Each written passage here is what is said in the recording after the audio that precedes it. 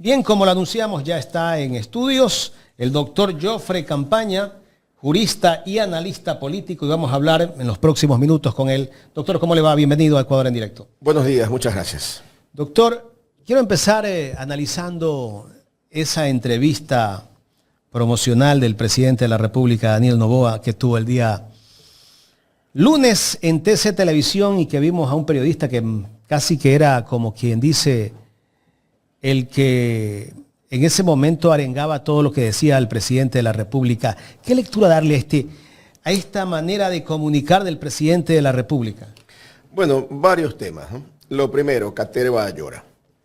Caterva es un periodista con una larga trayectoria en Canal 10. Probablemente próximo a jubilarse. No puede arriesgar su trabajo. Entonces, desgraciadamente, y eso hay que entenderlo, cuando la jubilación depende de ponerse como una alfombra al poder, pues lo hace, ¿no? Lo hace. Entonces hay que entender el lado humano, que yo lo entiendo en Caterva, no lo entiendo en Carlos Vera, por ejemplo, porque Carlos Vera es una alfombra. Pero debe estar jubilado. Bueno, el país debería jubilarnos porque recibe miles de dólares. Entonces es distinto. Caterva cuida su jubilación después de una larguísima trayectoria. El otro se vende y hace proselitismo político recibiendo miles de dólares. Son dos escenarios distintos. A Caterva lo entiendo, a Vera pues no puedo entender esa actitud tan servil. Y como Vera a otros tantos, ¿no? Eso es lo primero. Lo segundo, una vez más se confirma la limitación del presidente. La limitación no solamente en cuanto a la capacidad de transmitir, sino la capacidad para desarrollar conceptos e irlos exteriorizando para que la gente los entienda. Me parece que hubo varias mentiras, pero descaradas. Esto de Colombia es una vergüenza. Pero también me parece que ya no les importa. Es decir, pienso que están tan entontecidos por el poder que pueden decir cualquier cosa. Y algo que es muy importante, ¿no? Es evidente que es una entrevista programada con preguntas preelaboradas, pero uno se da cuenta de las limitaciones intelectuales del primer mandatario. Porque cuando se piensa en un presidente de una nación, se piensa en alguien superior, indudablemente. No solamente superior en cuanto a la pasión y vocación de servicio, sino superior intelectualmente, superior emocionalmente. Pero ahora tenemos, y se constata con pesar, que tenemos una persona que viene de un sector empresarial, hijo de un gran empresario, a quien no se le conocen ejecutorias propias, y quien al desarrollar conceptos nos podemos dar cuenta fácilmente que no hay la capacidad intelectual para hilvanar cosas a la altura de las circunstancias del país. Entonces pretender, voy a algo que es muy importante, ¿no? Pretender que ya el Ecuador resolvió su problema energético, número uno, y que lo resolvió por la gestión que han hecho, es constatar cómo se mienten a ellos mismos y cómo metidos en esa mentira, le transmiten al Ecuador una mentira. Y el problema es que cuando transmiten una mentira, los refranes son muy sabios, ¿no? Claro. Más rápido cae el mentiroso que el ladrón. Y casi de inmediato Colombia lo desmintió. Entonces cuando tenemos un presidente que miente... Colombia lo desmiente y después salieron a ratificar que sí estaba vendiendo energía a Colombia. Y los medios le siguieron el juego. Ayer cuando ya el Ministerio de Energía de Colombia emite un comunicado, ahí se callaron. Sí, pero vamos a eso, ¿no? Por eso hablaba antes de los medios alfombra. Entonces, cuando ya los medios alfombra repiten por repetir sin ninguna capacidad crítica, hay un problema muy serio en la prensa. Ya no es prensa, es activismo político. Son militantes políticos, con dineros del Estado. Entonces, claro, esta afirmación, ya resolvimos, aquí no hay más lío eléctrico. Miren, somos tan buenos que estamos exportando a Colombia. Caramba, el ciudadano común que no conoce de esto dice, bien, ¿no? Bien, hay que aplaudir al presidente. Mucha gente pensó que era verdad. Pues. Y luego cuando se constata, no es que le venden ni siquiera los excedentes. Es que las líneas de transmisión de los dos países requieren del paso de energía de ida y vuelta para tenerlas operativas. Y obviamente, como este ir y venir no es gratis, claro, se dice, pues yo te envío de ida, tú me das de vuelta, Y como en esto no es matemática, no es 2 más 2, No es yo que te estás envío, vendiendo. claro, yo te envío un poco más, tú me envías algo menos o algo más y compensamos el cruce de lo que pudiéramos llamar mantenimiento preventivo.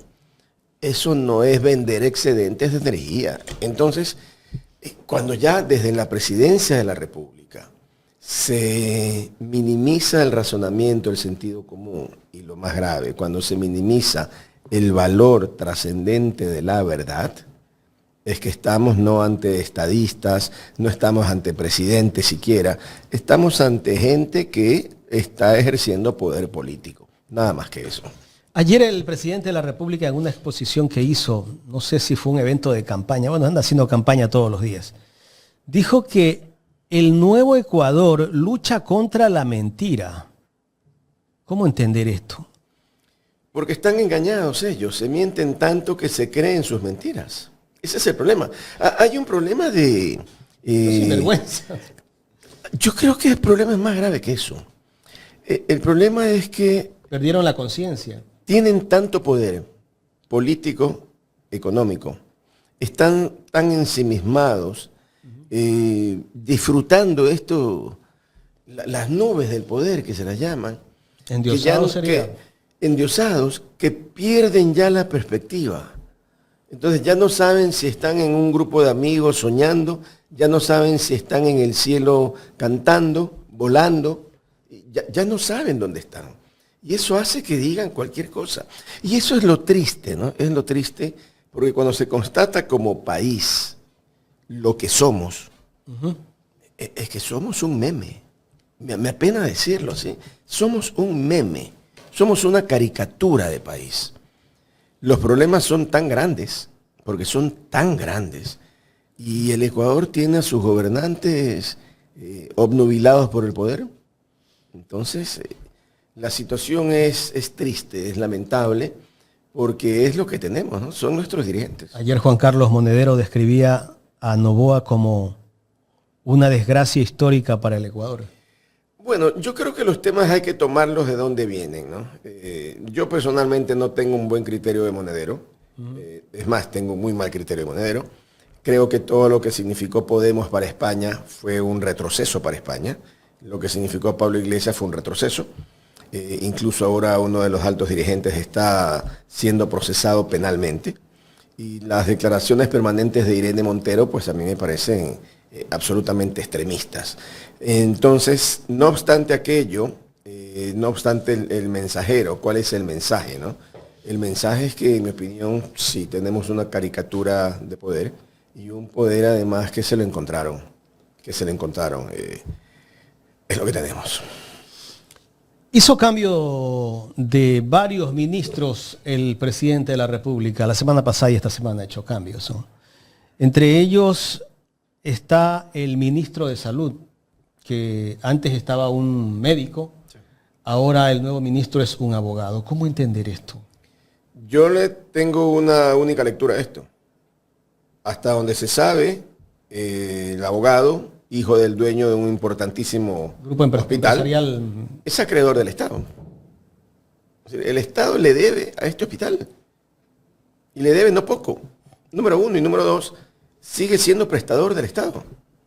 Entonces, traer al hijo del dueño... Y es abogado también del presidente de la República. Claro, entonces, sí. Entonces, traer al hijo del dueño, ¿usted qué cree que va a hacer? ¿Usted cree que le va a importar cómo está la crisis de salud pública cuando tiene un negocio privado de salud? No le interesa. ¿Qué es probablemente lo que le interesa? Ah, caramba, a lo mejor estará en reunión de gabinete, se acercará al ministro de Economía y si no lo conoce le dará un codito. Cobrar y le dirá, mírame que tengo allí, te voy a mandar a alguien para que... Mira si me arregla ese tema de las deudas. Es que no tienen presentación. La mujer del César no solo debe ser honesta, debe parecerlo, dice el refrán popular. Pero acá, ¿qué es lo que nos hacen creer a todos? Nos hacen creer que es un señor capacitado, que viene del sector privado, un gran administrador.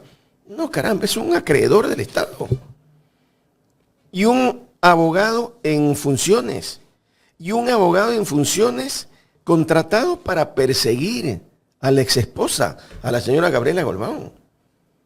En un país serio, este tipo de abogados estarían prohibidos de ejercer en el foro, porque son abogados que utilizan el sistema judicial para perseguir, no para defender causas lícitas, honestas.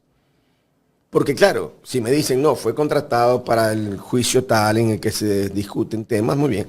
No, es el abogado que ha presentado una serie de procesos judiciales para perseguir a Gabriela Golbao. A su ex esposa. A su ex esposa.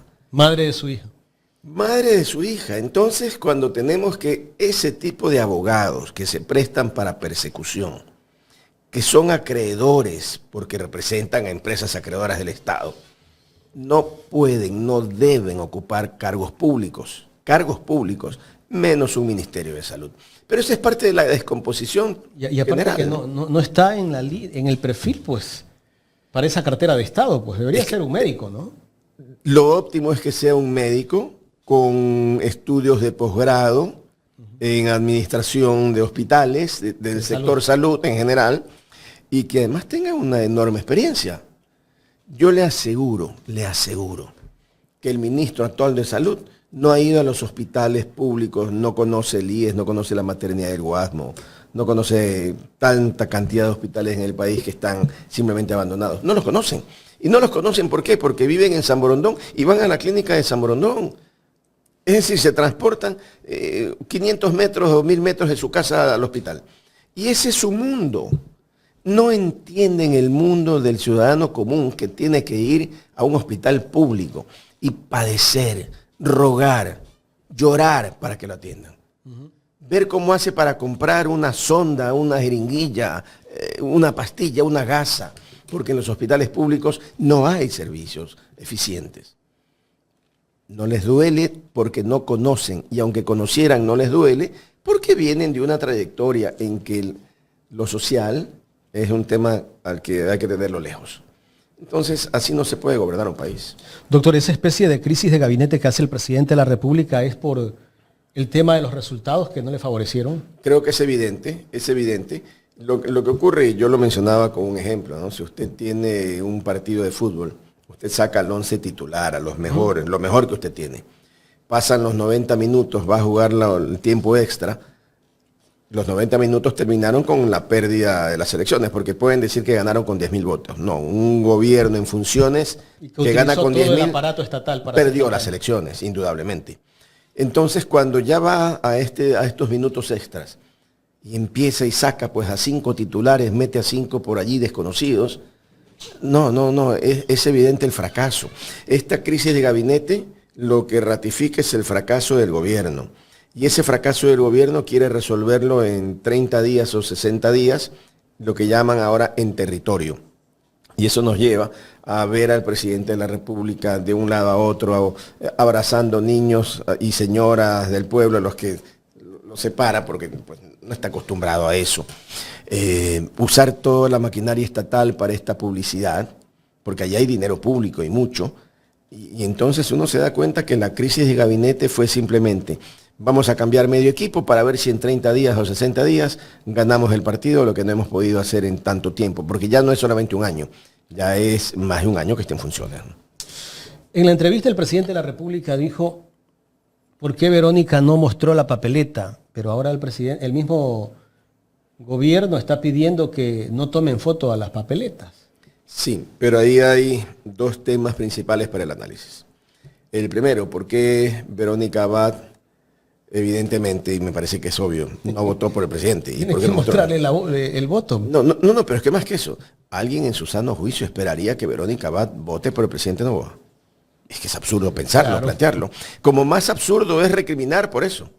Y además, no solo recriminar, sino hacerse el ofendido. Hacerse el ofendido en el plan de que, ¿cómo puedo confiar en ella? Usted vio que no me mostró el voto, no votó por mí. Es inexplicable. Entonces, de una parte está ese tema, ¿no? Pero no nos olvidemos el segundo punto fundamental.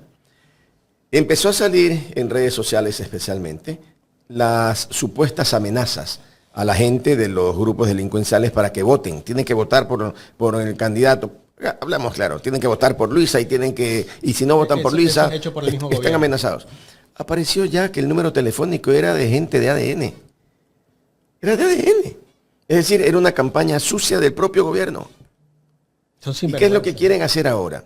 Ahora lo que dicen es, caramba, como no nos creyeron mucho acá, entonces vamos a prohibir celulares.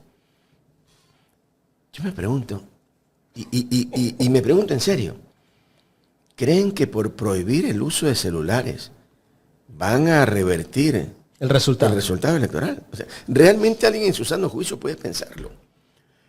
El tema es que yo ya no sé, ya no entiendo muy bien cómo es que piensan, ¿no?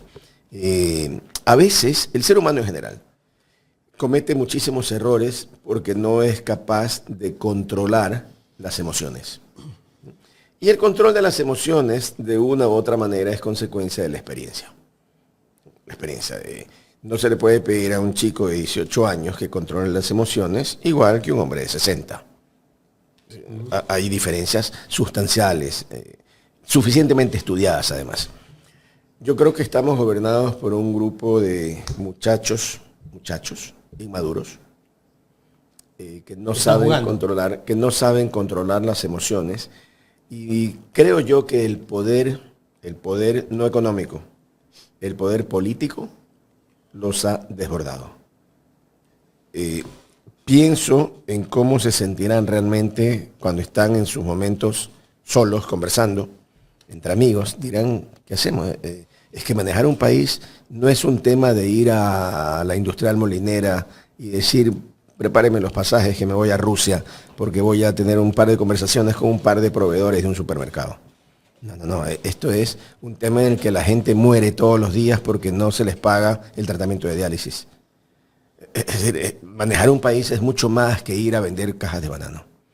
Y la única experiencia pública conocida del presidente de la República es que era vendedor de cajas de banano. Y no es que vender cajas de banano esté mal, está muy bien y si tiene éxito, en buena hora. Claro. El problema es que vender cajas de banano no lo habilitan para manejar un país y manejar toda la enorme complejidad del país. Y peor cuando el equipo de trabajo es un equipo menos que mediocre. Lo mismo le pasó a Lasso, ¿no? Lasso, un banquero exitoso, la gente decía, bueno, es Lasso el que va a gobernar el país, es el hombre, uno de los más ricos del país también, ¿no? Lo que pasa es que es cuando se tienen prejuicios, ¿no? De uno a otro lado. Claro. La cosa pública es distinta, ¿no? Es que el concepto general es este, ¿no? Es un hombre rico, hizo mucho dinero en el banco, es un gran administrador. Ah, caramba, sí. Ser un gran administrador de un banco o de una empresa no tiene nada que se le parezca a manejar un país. La complejidad de manejar un país requiere conocimiento, experiencia y algo que es fundamental. Requiere sensibilidad. Cuando usted va a manejar un país, como este especialmente, en que tiene que la mayoría de ecuatorianos viven en condiciones de gran pobreza, si usted no tiene sensibilidad, simplemente los muertos son números, los enfermos son estadística. Entonces, si un presidente no tiene sensibilidad y de paso no tiene experiencia y de paso no tiene formación pública global, pues estamos condenados al fracaso. ¿Qué lectura darle a la salida de la señora Palencia? Yo lo pongo de esta manera. Conozco a Mónica hace muchos años. De hecho, fue alumna mía en la Universidad Católica. Creo que aceptó un cargo para el que no estaba preparada. Y le digo algo puntualmente. Si a mí me ofrecieran un cargo de ministro del Interior, no lo aceptaría bajo ninguna circunstancia. ¿Por qué? Porque no estoy preparado para ser ministro del Interior. Porque no soy un experto en seguridad pública. Entonces, ¿cómo podría? Y mire que he tenido una trayectoria larga en el ejercicio profesional. Trabajé muy de cerca con el presidente Gustavo Noboa en la asesoría jurídica de la Presidencia de la República. Conozco de temas públicos, he sido asesor de muchos alcaldes. A mí, no se me ocurriría aceptar el Ministerio del Interior. Entonces, ¿cuál es el problema? Hay un abogado que ha aceptado el Ministerio de Salud Pública. Sí. Y volviendo a lo de Mónica Palencia, me parece que el ejercicio de un cargo tan importante desbordó sus conocimientos, su experticia. Es una magnífica abogada, pero estos cargos no se resuelven sabiendo mucho de leyes. Y tanto fue desbordado el trabajo de Mónica Palencia, que hoy día vemos con pesar que tenemos el mes con récord en la historia del Ecuador de violencia. Y es parte de la herencia que deja Mónica Palencia en el ministerio. Entonces, cuando la gente no está preparada para ejercer ciertos cargos, lo honesto es no aceptarlos. Pone a un ministro que viene de las filas de la policía, que ha sido cuestionado incluso su patrimonio. ¿Cómo es que quiere mejorar la administración de este gobierno? Yo he hecho sobre eso varios comentarios, ¿no? El primero, un ministro y un cargo tan importante como este, no puede tener cuestionamientos. No pueden haber cuestionamientos sobre su idoneidad. Está cuestionado, fue investigado por enriquecimiento no justificado. ¿Cómo puede ser ministro del Interior? Desde ese punto de vista. Lo segundo, ¿va a resolverse el problema cambiando a la cabeza de un ministerio? No, las cosas no se resuelven. El país no cambia simplemente cambiando a la persona. Es la estructura, es el proceso, es el plan. Cuando aquí nos dicen, tenemos el plan Fénix, y es evidente que es un fracaso, ¿no? Es evidente. Yo sé que no existe porque incluso ahora están pidiendo fuerzas extranjeras que vengan a ayudarlo. Es que a eso iba. Usted declara la guerra en el Ecuador, porque declara la guerra, ¿no? Nos hicieron creer que estábamos en guerra, conflicto armado no internacional, una guerra. Suben el IVA 3 puntos, una cantidad importante de dinero, y ocurre que un año, 2 meses después, más o menos, si no me equivoco en las fechas, el gobierno ecuatoriano dice: necesitamos ayuda de las Fuerzas Armadas de países amigos. ¿Qué significa esto? Que perdieron la guerra, pues. Y que no hay el tal... Que no hubo tal plan, simplemente, pero esto es triste, ¿eh? Perdieron la guerra. Y después de perder la guerra, lo que están diciendo es: hey, Alemania, Rusia, Francia, necesitamos ayuda. Y yo lo decía en plan sátira: estamos listos para que vengan los soldados alemanes, ¿no? Y van a meterse a la Prosperina con sus armamentos a buscar a los... vendedores de humo. Entonces, claro, allí es cuando nos damos cuenta en qué manos estamos. Ellos esperan que Estados Unidos envíe tropas, ¿no? Y Trump, ya hemos visto la posición de Trump. Trump no va a enviar tropas ni siquiera a México, pues. Es decir, una cosa es decir, hay que combatir y declarar terroristas a los grupos más terroristas del mundo, por así decirlo, ¿no? Pero estamos pensando que Trump nos va a enviar un destacamento de 10.000 militares para venir a hacer acá una redada. Es que es, como decía el doctor Ángel Duarte Valverde, son sueños de perro. Muchos expertos dicen que el problema del narcotráfico en este país, el incremento del narcotráfico, el paso del tráfico de drogas por el Ecuador, es producto que Ecuador se ha convertido en una lavandería de dinero. Pero el presidente de la República la semana pasada nombró a quien ya tenía 4 cargos, que es el director de la UAFE, Julio José Neira, o José Julio Neira, a un 5.º cargo. Eso quiere decir que no hay control. Eso tiene muchos significados. El primer significado: no hay gente que quiera aceptar un cargo público en este momento. Alguien idóneo, ¿no? No hay quienes quiera aceptar. Número 2, efectivamente, ni que fuera Superman, alguien puede tener 4 o 5 cargos públicos. Pulpo o Mandrake. Cada uno más complejo que el otro. Al final, pues, no sirve para ninguno. Y yo sé que no sirve para ninguno. Sirve para ciertos negocios, ¿no? ¿Ganan responsabilidad por esos cargos? Bueno, ellos van a tener que responder cuando esto termine por cada cosa que hagan, por acción o por omisión. Pero hay algo en este enfoque aún más grave y más delicado. Veamos, ¿por qué el Ecuador, si acaso es verdad lo que el presidente dice? ¿Por qué el Ecuador permite o puede lavar 30.000 millones de dólares? Es que no dimensionamos. Eso dice el embajador de Italia. Dice el presidente de la República. También el embajador, pero lo dice el presidente de la República.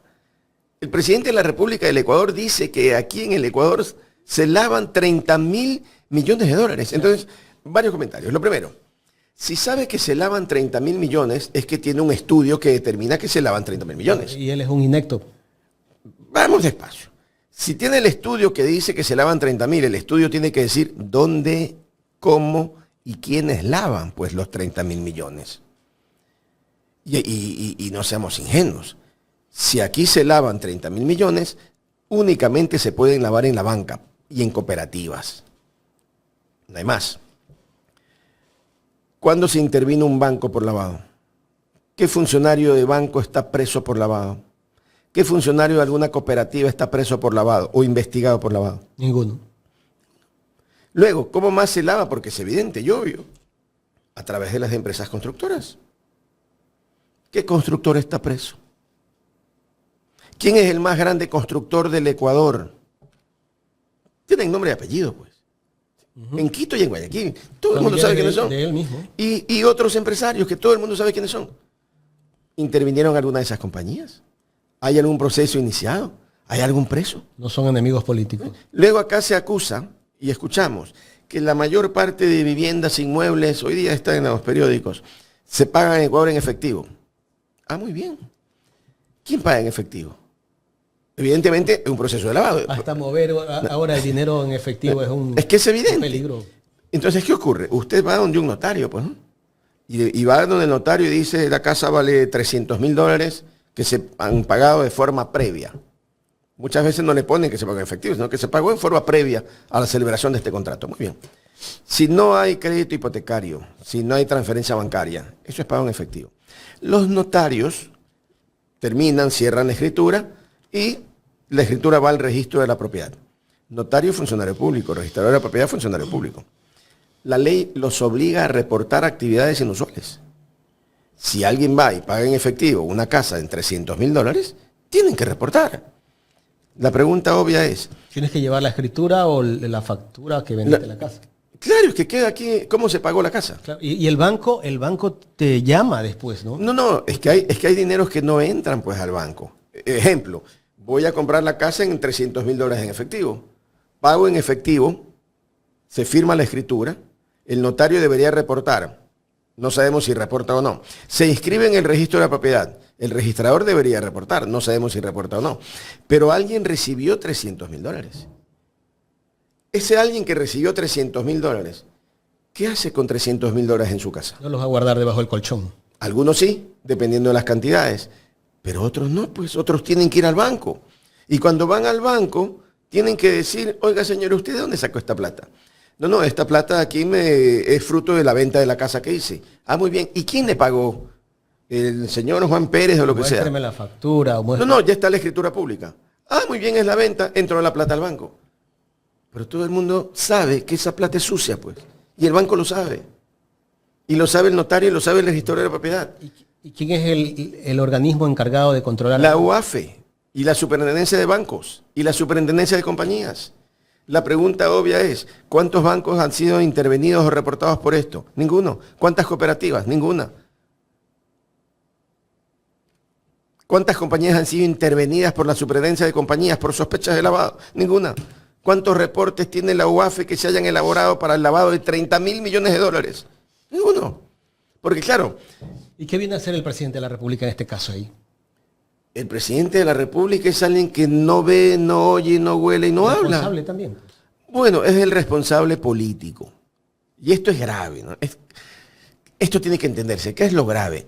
No puede venir el presidente de la República y decir en el Ecuador nos enfrentamos a una mafia que mueve $30.000 millones. Ah, caramba, sentémonos todos a llorar, pues. Entonces, hay una responsabilidad enorme por omisión, y es lo que decía, ¿dónde están las compañías intervenidas? ¿Dónde están los bancos investigados? ¿Dónde están las constructoras que están siendo investigadas? Cero. Entonces, eso nos lleva a una pregunta. ¿De verdad se están lavando $30.000 millones? ¿O es un bluff del presidente que lanzó una cifra al azar? Yo escuché a Fernando Carrión que habla de 3.000 o 3.500. Habla de 3, Fernando habla de 3 a 4.000 y Fernando es un experto en esto. Sí. Ahora, obviamente no hay estudios oficiales científicos, hay suposiciones. ¿no? Pero de 3.000 a 30.000 ya es una... Es una barbaridad. Entonces, ¿qué es lo que creo personalmente? Creo que hay mucha irresponsabilidad en el manejo de las cifras. Creo que hay mucha irresponsabilidad en el manejo de la información. Creo que dicen cualquier cosa porque algo hay que decir. Y me parece que como juegan... No, es que como juegan, ¿a qué juegan? Hay que entender el posicionamiento del discurso. El discurso es, las mafias mueven 30.000 millones de dólares. Esto desborda al Estado. Necesitamos militares de fuera. Es decir, es un lavado de manos, es una manera de decir, no podemos porque es muy grande lo que enfrentamos. Y al final, ¿cuál es el resultado? Seguir jugando a la política. ¿Por qué? Le dicen a la Asamblea, ADN, y el presidente, necesitamos que la Asamblea apruebe la presencia de tropas extranjeras. Señores, la Asamblea no tiene capacidad legal para aprobar ni para negar la presencia de tropas extranjeras. No es competencia de la Asamblea. ¿Qué es lo que buscan? Buscan lo que a veces logran por errores políticos. Ejemplo, la legisladora Cabezas dice, a mí me parece que esto va a haber que estudiar, vamos a analizar. Pero salió el expresidente de la República a decir, ¿cómo van a analizar? Esta es una barbaridad. Oiga, es que no se puede manejar ni de una ni de otra forma. ¿Qué es lo prudente que hay que hacer aquí? Ir a la Asamblea, a ver, señores de ADN, presidente, ¿qué es lo que usted propone? Dígame, ¿cuál es el plan que tiene? No, mire, aquí está un documento estructurado hecho por los mejores asesores en inteligencia. Aquí dice que si traemos a 500 militares de Alemania, 2.000 de Israel, 400 de Perú y 80 de Bolivia y 4 de Colombia, el problema lo vamos a resolver. Muy bien, deme el estudio. Ya está listo, está planificado, está estudiado. ¿Cuánto va a costar? No, esto nos va a costar 3.000 millones de dólares, tenemos que buscar las fuentes de financiamiento. Caramba, y deme la base legal para que usted pueda hacer estos convenios de acuerdos para traer militares. Bueno, habrá que estudiar, etcétera. Señor, vaya y cuando tenga el documento completo, preséntese. Pero no venga acá a jugar. ¿Cuál es el juego? El juego es que la Asamblea le diga no. Golpe de efecto. Entonces, ¿cuál es el discurso? Ahí está. Los de la RC5 con los narcos. No quieren que se investigue. Nosotros sí. Entonces, a veces me parece también... Ser sinvergüenza, ¿no? Sí, pero también del otro lado hay ingenuidad. Porque caen en la trampa, caen en el juego. Por eso le digo, van a la Asamblea. Muy bien, deme cuál es su plan, presidente. Porque no pretenda venir acá y decirle a la Asamblea... Claro que el que presente ese supuesto plan, que no lo ha presentado, no lo hemos visto, no lo hemos leído todavía, sea un ex miembro de la Revolución Ciudadana, este señor Ferdinand Álvarez, ¿no? Claro. Es que es un juego político. Entonces, es que el juego es muy simple. ¿Qué quería el presidente de ADN? Ir, póngase en el orden del día. Señores, queremos que se apruebe la presencia de tropas extranjeras. Vamos a votación. ¿Qué querían? Que todos, no solo la RC5, el PSC y todos le digan, sí, presidente, traiga a los militares que usted quiera. Eso querían. Es que eso sería una irresponsabilidad sin nombre. Por eso digo que fueron poco astutos, ¿no? Políticamente. La interrogante que yo me hago, y todos los países estarán de acuerdo con que Alemania ve que necesitamos 1.000 militares acá en nuestro país y yo te voy a ceder nomás los militares. O sea, ¿bajo qué, pues? Yo creo que nos pueden enviar efectivamente militares, pero militares de cartón, pues. Si nos mandarán ahí unos cuantos cartones con un fusil de cartón, ¿no? ¿Por qué digo esto? Porque somos un meme. Como país somos un meme. Nadie en el concierto internacional nos toma en serio. Nadie. ¿Usted cree que después del incidente de la electricidad de hace un par de días, si nos tomaran en serio va a salir un ministro de Energía de Colombia a desmentir de la forma como desmintió? Se han canalizado los temas diplomáticamente, con respeto, con consideración. Pero se hacen afirmaciones tan caricaturescas que las respuestas son de sorna, de burla. Ayer salió a decir que lucha contra la mentira. Por eso digo, es que a veces se creen tanto sus mentiras y se las creen porque creo que mienten tanto viéndose al espejo. Y se ven al espejo y ensayan las mentiras y de tanto decirlas se las creen. Habló de que iba a invertir 3.000 millones de dólares. Sí, esa es una pregunta interesantísima. ¿Por qué? Porque curiosamente empieza a sonar que 3.000 millones es lo que se recibiría por el campo Sacha, que es la joya de la corona. Hablan de 1.500, 1.600. Vi unas presentaciones que hablaban de 3.000 millones. No sé si en el largo plazo o mediano plazo. ¿Este gobierno que está terminando su periodo puede hacer eso, concesionar un campo? Legalmente puede, moralmente no puede. ¿Por qué? El campo más importante petrolero del Ecuador, el más importante, la joya de la corona, no puede pues concesionarse 60 días antes de las elecciones en las que el señor Noboa no sabe si va a ser reelecto o no. Primera cosa, no puede, moralmente no puede, éticamente no puede. Encerrado allí, ¿no? Es tan grande el paquete que la coima debe ser muy grande. Y aquí pues los refranes, desgraciadamente, ¿no? Piensa mal y acertarás. Qué raro que todo venga de Canadá, ¿no? Es muy raro, no solo Canadá, China, que a ratos se presentan con empresas que son pantallas, ¿no? Y en Canadá tiene, creo que, familiares del presidente tienen empresas. Ya es hilar muy fino, pero en la viña del Señor todo es posible. Todo es posible.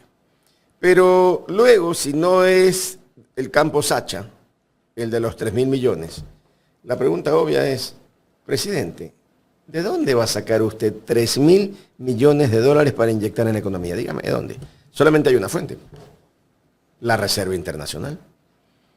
Pero lo puede hacer.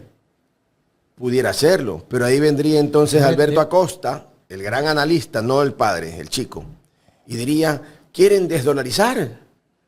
El gobierno de Noboa quiere desdolarizar. No, se quedan callados ahí. No solo eso. Lo que dicen es, el gobierno de Luisa va a desdolarizar. Es decir, ni siquiera el gobierno, no ha planteado para nada lo que supuestamente ha planteado. Lo plantea el presidente de la República, pero silencio, mutis por el foro. Desgraciadamente hemos llegado a un escenario en el que la polarización es tal que no solo se inventan cosas, sino que no importa lo que alguien diga, es descalificado por el sector del que proviene. Es decir, hemos llegado a un escenario en el que si es RC5 es malo, si es ADN es bueno, aunque propongan lo mismo. Porque acá está muy claro.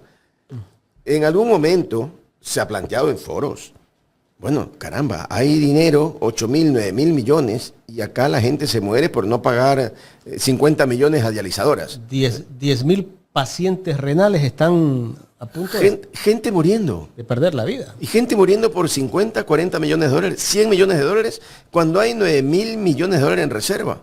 Uno diría, caramba, usa 100 millones para salvar vidas. Pero claro, si lo plantea Diego Borja, no, pues. Quieren desdolarizar, quieren acabar con la economía. Lo plantea Daniel Noboa, bravo, qué gran estadista, qué gran visionario. Así es muy difícil, ¿no? Así es muy difícil. ¿Cómo entender a todo esto? Yo creo que es un país que ha caído muy bajo y en eso debo echar un mea culpa. Toda la sociedad. Políticos, abogados, gremios, sectores empresariales, universidades, hay un silencio, opinión pública. Hay un silencio de las universidades, ¿no? ¿Por qué? Temor. La Contraloría. Contraloría, a nadie le interesa ser enemigo del gobierno, ¿no? Sí. Pero además hay un tema que es grave. Y creo yo que es tal vez uno de los más centrales que explican esta situación penosa, lamentable que vive el Ecuador. Es el de los medios de comunicación. Mire, yo escuchaba ayer un video reciente, no sé si de ayer o de antes de ayer, la elaboración del video, de Carlos Vera. Y Carlos Vera decía abiertamente que él apoya la candidatura de Daniel Noboa como apoyó ayer la de Guillermo Lasso y que trabajó en pos de esas candidaturas. Muy bien. Un medio de comunicación serio, no puede ser un activismo, no puede realizar activismo político. Usted me habla una entrevista que tuvo con un dirigente del Partido Social Cristiano, ¿verdad? No fue con Vicente Almeida, fue o no sé si fue una parte de esa entrevista, pero aparecía, más bien parecía un discurso solo de él, no estoy seguro. Ahí lo toca. Bien, puede ser allí. Entonces, caramba, cuando uno se da cuenta que los medios de comunicación se dedican a hacer proselitismo político, a ser activistas políticos, a buscar votos abiertamente por un candidato, ya no son medios críticos de lo que ocurre en el país. Y la prensa es eso. La prensa al final del día es Información y opinión. Esa es la prensa. Ese es el papel real de la prensa. Información. Hay accidentes, pasa esto, contratos tales, 10 presos acá, un accidente de tránsito. Informar. Y luego opinar. Opinar significa voy a hacer una lectura crítica de lo que está pasando en el país. Pero cuando la prensa activa y dice, señores, hay que votar por Lasso, hay que votar por Noboa. Defienden intereses. Defienden, no solo es que defienden intereses, todos defendemos directo e indirectamente intereses. Y no está mal defender intereses como tal, como concepto. Lo que no puede pasar es que un medio de comunicación se dedique a hacer proselitismo político a favor de un candidato. No puede ser porque perdió razón de ser del medio de comunicación. Está haciendo activismo político. Lo que hicieron el día de las elecciones. Lo que hicieron exactamente, posicionar una victoria que querían posicionarla a toda costa. Entonces ya no informan ni opinan, porque eso ya no es opinión. Opinión es sostener, ejemplo, yo creo que la medida adoptada por el gobierno podría ser positiva por A, B, C razones. O creo que esto podría mejorarse, o creo que esta decisión puede causar daño. Me parece que, opino que, con base a mi experiencia, mi conocimiento, etc. Pero cuando digo, si llega el correísmo se va a desdolarizar, si llega el correísmo vamos a tener a las mafias gobernando. Pero el correísmo ya gobernó 10 años y no desdolarizó, pues. Así es, pero voy al discurso que siguen repitiendo y lo siguen posicionando todos los días. O lo mismo cuando dicen, es que si vamos con Noboa vamos a tener un país que se va a desarrollar en estos años, porque ya la balanza de pagos es positiva y ya el déficit se eliminó y tenemos un acuerdo con el Fondo Monetario y vamos a hacer ya en poco tiempo Suiza. Y siguen entrando las monedas a las rocolas para que siga difundiéndose el mensaje. Porque ya no es periodismo. Ya son activistas que cobran por un discurso. Y cuando eso se instala en la generalidad de los medios tradicionales, la prensa ha sido destruida.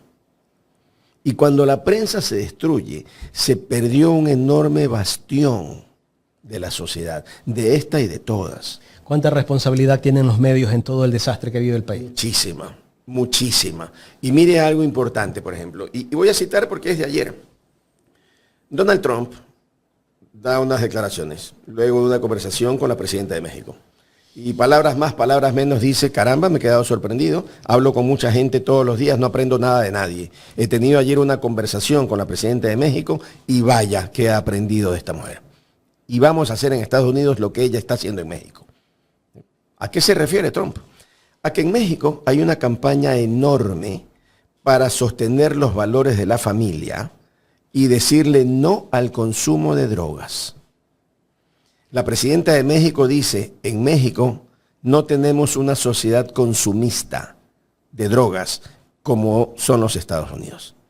Por una enorme campaña, millonaria campaña que le dice a los chicos y a la gente, no consumas drogas, la droga te hace daño. Trump dice, vamos a empezar con una campaña similar y vamos a meter 100 millones ahora. Interesante, ¿no? Y 100 millones más y 100 millones después para decirle a la gente, la droga te destruye los dientes, la droga te destruye la familia, la droga, bueno, todos los efectos perniciosos de la droga. En un claro mensaje, no consumas drogas. ¿Qué han hecho los medios televisivos tradicionales del Ecuador? Llenar los últimos 15 o 20 años de películas y novelas narcos, en las que el narco es el héroe del barrio, porque es el que compra la moto, es el líder, el que ordena y el que se lleva a la muchacha linda. Y que te da para hacerte las cirugías. Sí, eso. Entonces, los medios tradicionales del Ecuador, todos, porque ninguno se escapa, Canal 2, Canal 10, todos, han hecho una apología del narco. En mi opinión, suficiente para quitarles las concesiones a todos. Entonces, si hay un responsable enorme, entre otros, del desastre de juventud que tenemos, invadida por la pobreza, invadida por los grupos delincuenciales, invadida por un Estado que no da respuestas, son estos medios de comunicación que convirtieron a los narcos en los ídolos de nuestra juventud. Y están allí campantes como que si nada. Otros con programas de estos programas populares hacen apología del delito también, ¿no? Exacto, es que eso es apología del delito, es a través de llenar en las imágenes de televisión. Y yo siempre pongo estos ejemplos, ¿no? Tomemos cualquier barrio pobre de Guayaquil, pero de pobreza real. ni siquiera trinitaria, vamos a ladrillera, la ladrillera. Invasiones, calles de tierra, sin agua potable, sin alcantarillado, a veces con algo de luz eléctrica,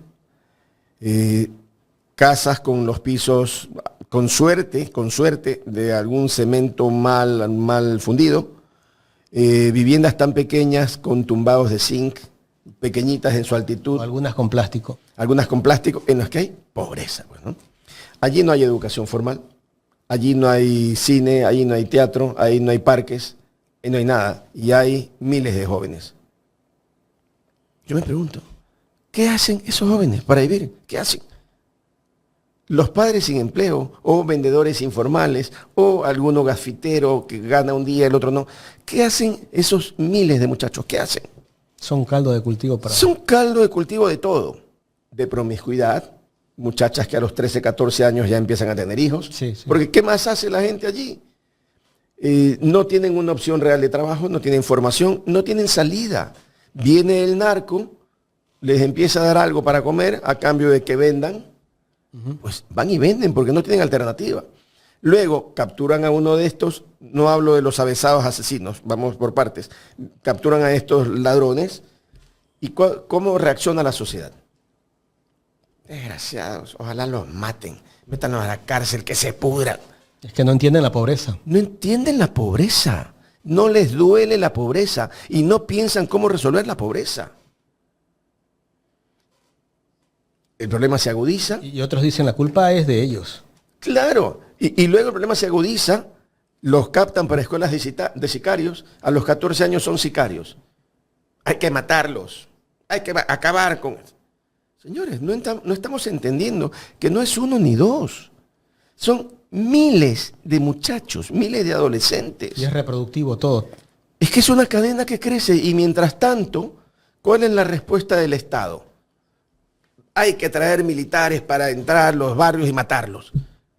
Ese es el problema al final, porque no se entiende, no se conoce el país. Si no les damos salidas a los chicos, no hay solución posible. Aquí tiene que entrar el Estado. Tiene que entrar, pero no solo el Estado y la empresa privada. Yo lo menciono siempre. ¿Cómo es posible que grandes conglomerados, grandes empresas que ganan millones de millones, pongo un ejemplo cualquiera, empresas que exportan $1.000 millones de atún, que tienen las grandes fábricas de atún, que tienen a mujeres todo el día trabajando y preparando el atún. ¿Cuánto ganan esas mujeres? Sueldo básico. El básico, claro. Cuando son empresas que ganan millones de $millones. Es como los bancos. A los cajeros. A los cajeros les pagan el básico. Y si se descuadran con $5.000, $10.000, tienes que responder. Bueno, fuera 5.000 o 10.000, se descuadran con $50 y responden. Gente que gana sueldo básico. Entonces la pregunta es, si no hay un compromiso nacional del sector público y el sector privado para decir, señores, y vuelvo a tocar ayer unas declaraciones de Trump en un conversatorio con Elon Musk. Y no es que sea admirador de Trump ni de Musk, para nada, simplemente rescato cosas que me parecen positivas. Dijeron ayer ambos en un conversatorio, si no rescatamos a los Estados Unidos, ellos lo llaman América, y América se hunde, nos hundimos todos.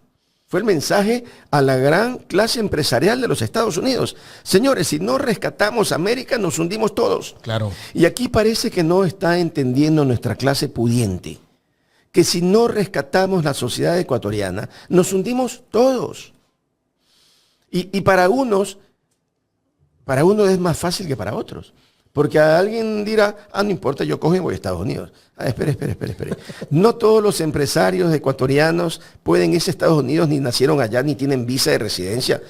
Es decir, tendrán que ir con visa de turista, pues. Y a ver... O sea, puedes estar allá 2-3 meses y después de eso... Entonces, no es tan simple como que cojo y me voy. No, por supuesto, muchos se van, ¿no? Pero ya no es tan simple como me voy. Porque toda la historia familiar, la tradición, la cultura, está acá.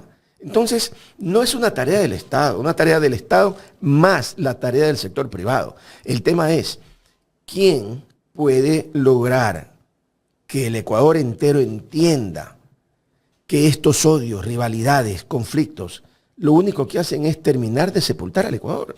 Por eso es que yo mencionaba también en algún foro, si el Ecuador está inundado en ambos lados de gente que odia y solo odia, pues saquemos a los odiadores. Busquemos otro tipo de interlocutores que puedan entender que al país no se salva solo, ni lo salva un candidato, ni lo salva un partido. Este país se salva si todos arrimamos el hombro. Y hay grandes temas que hay que acordar. No importa si soy de centro, izquierda, derecho, indio, negro, cholo, africano, no importa. Hay temas que no pueden esperar más.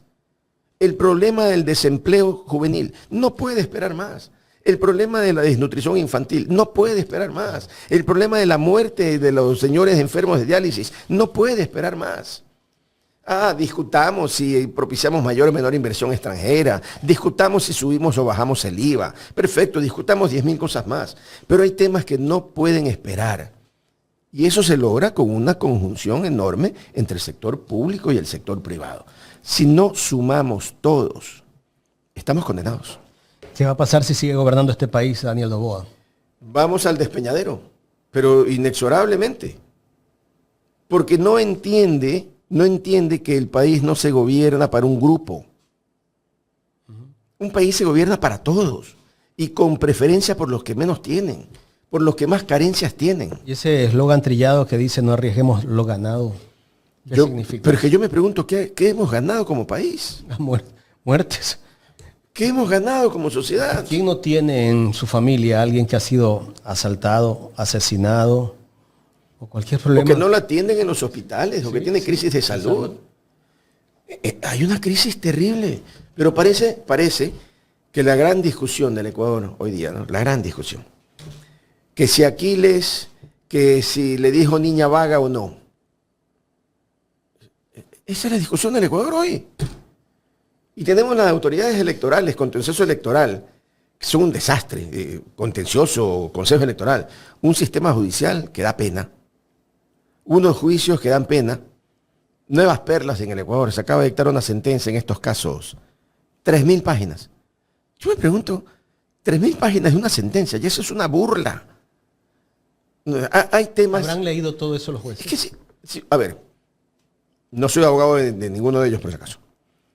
Pero mañana dicen, esto hay que apelar. Y vienen donde cualquier abogado. Y me piden, puede asumir el caso, a ver, deme. ¿Cuánto tiene la sentencia? 3.000 páginas. 3.000 páginas. ¿Y cuándo vence el plazo para apelar? 3 días. No puede. Imposible, pues. Y para fundamentar 10 días. Imposible, pues. Entonces parece que se hace a propósito llenar de información para simplemente impedir defensas. Pero a lo que iba. Si no discutimos los grandes temas y nos quedamos en las banalidades, y este es un gobierno que desgraciadamente ha puesto en el tablero político solamente banalidades, porque en este gobierno no se ha planteado ninguna discusión nacional profunda y de fondo que pueda unirnos a los ecuatorianos, entonces si seguimos con banalidades, no hay salida. Y estaremos cada día peor. Ese es el drama ecuatoriano. Doctor, el tema de la factoría. Ayer nos leyeron una sentencia en contra de la factoría. Unos jueces banales, por decirlo lo mínimo. Se lo sintetizo así. Pagaron el desayuno escolar a la compañía El Ordeño. Le pagaron 22, 23 millones de dólares en el año 2024. A la factoría le pagaron 0. Presentamos una acción constitucional para que se declare la discriminación contra la factoría. Porque si 2 empresas hacen lo mismo, cobran lo mismo, proveen lo mismo, tienes que pagarle. Tienen derecho a cobrar lo mismo, facturan lo mismo. Y en el orden. Y solo le pagan a la una y a la otra no le pagan nada, hay discriminación, pues. ¿Qué alegó el Ministerio de Economía? El Ministerio de Economía dijo, no, es que pagamos según un acuerdo ministerial que dictó el presidente Lasso, ni siquiera nosotros, y que determina las prioridades de pago. Entonces allí dice la prioridad salud, prioridad educación, prioridad salarios, prioridad lo que sea. Y hemos pagado en función de esa programación. ¿Y lo que se consumió? No, espérese. Es decir, dicen primero salud, después educación, después lo que sea. Muy bien. Primero salud, ¿verdad? Bien. Esto es alimentación escolar. Va de la mano, tiene vinculación con salud y con educación, pero va de la mano. Muy bien, hay una programación. Primero esto. El tema es, ¿y en qué parte de la programación dice que primero a la compañía El Ordeño de los cuencanos, ¿no? Ya sabemos a quién obedecen los cuencanos. ¿Por qué le paga a esta y no a la factoría? Dígame en qué parte del acuerdo ministerial. Y los jueces dicen, no, el acuerdo ministerial es el que tiene que aplicarse. El Ministerio de Economía ha establecido las prioridades. Es que son unos serviles, son unos, yo lo veo usar un nombre sin miedo, son unos infames, son unos miserables, son unos descarados. Y son los jueces de este país. Pero eso es por orden del presidente. Pero es evidente, pues. Por la bronca que tienen. Evidente. Sí. Entonces, cuando tenemos ese país, con ese sistema judicial, con ese tribunal contencioso electoral, con ese consejo electoral, no hay instituciones. La institucionalidad está rota. No hay país. Hoy el alcalde de Guayaquil ya le tuvo que pedir disculpas a la niña vaga. Disculpas que son una consecuencia. ¿Cómo define a una persona que no va a trabajar? Son una consecuencia de, hoy día se usó, alguien lo leía, de una cancha inclinada, ¿no? Cuando tenemos un tribunal contencioso electoral, que es una vergüenza, que jurídicamente es una vergüenza, que institucionalmente es una vergüenza, y que dicta una resolución contra el alcalde por una verdad evidente. Porque lo que el alcalde hizo fue cuestionar a una exfuncionaria municipal que no fue a trabajar nunca y que cobraba mucho dinero, que debería estar presa por eso. Entonces obligan al alcalde a disculparse. El alcalde se ha disculpado hoy, con una mofa. Y hay que decirlo porque es verdad. Es decir, son unas disculpas que son una mofa. ¿Qué es lo que ha hecho el alcalde en definitiva? Ha jugado el juego que unas instituciones infames han determinado cómo se debe jugar. Pero implica además el deterioro de la institucionalidad por completo. Sí. Es lo que tenemos. Doctor, ya en la recta final de este diálogo, el tema de la vicepresidenta Verónica Abad, ¿qué lectura darle después de que la Corte Constitucional mandó una sentencia tibia cuando terminaba ya lo del tema de la primera vuelta, la campaña electoral? ¿Tendremos a Noboa nuevamente haciendo campaña sin licencia? Ya el presidente está en campaña electoral. Entonces, todos estos días va a territorio, se reúne con niños, hace oferta a cada pueblo que llega. Es una campaña electoral. El problema es que no hay instituciones. Y como no hay instituciones, y yo incluyo a la Corte Constitucional actual, usted usó una palabra clave, es una Corte Constitucional tibia, que juega a la política, igualito que juega la Fiscal General del Estado. Son actores políticos. Entonces, de allí que me preguntan a mí qué hacemos con el país. Este país es que ponerlo patas arriba. Y se está eligiendo a los nuevos jueces de la Corte Constitucional. Más de lo mismo. Y esa ministra que pide sus disculpas en un cristal donde pone unas letras bien blancas, pero chiquititas para que no se vean. Un vidrio con letras blancas. Sí. Es otra burla. Pero hay una diferencia, ¿no? Ellos son gobierno, pues. Es decir, cuando viene la burla de una ministra que pretendió destituir a la vicepresidenta de la República, y cuando la Corte Constitucional mantiene una postura tibia, y cuando la jueza, que tuvo la valentía de decir, ella es la vicepresidenta, se han violado sus derechos, está perseguida inmediatamente. Es un desbarajuste lo que vivimos en el Ecuador. ¿Cómo son docentes universitarios todos estos que están dentro del gobierno? Yo no sé si la señora Núñez sea docente, pero tal vez puede ser que haya sido docente universitaria. El señor de la Gasca, docente universitario. ¿Qué le enseñan estos ministros? Desgraciadamente en el Ecuador cualquiera es profesor. Me apena decirlo, pero en el Ecuador cualquiera es profesor. Es una decadencia universitaria también grave. Por supuesto, algunas universidades no quieren asumirlo, no quieren enfrentar. Simplemente parece que viven al margen de la realidad. Pero la gran mayoría, yo le puedo constatar, en el Ecuador cualquiera es profesor. ¿Cómo ve esta segunda vuelta usted? Absolutamente incierta, con un consejo electoral que no ofrece garantías de nada, con un riesgo de que aquí se meta mano efectivamente a la voluntad popular, con un enorme riesgo de que aquí tengamos un fraude.